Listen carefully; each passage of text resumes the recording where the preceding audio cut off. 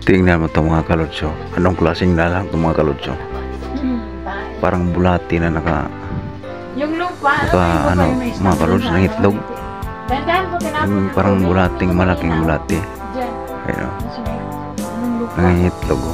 Ang daming itlog mga kalutso. Kasi nga para sa mga bulak ba? Parang ahas din ang maliit o. Ayun mo. Anong klaseng nilang kaya ito?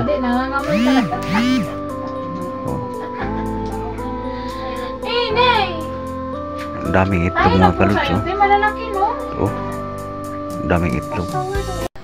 Napakaraming hipon mga kalutso. Tingnan mo naglabasan yung lalaking hipon mga kalutso sa ilog mga kalutso. Sa sapa o ito.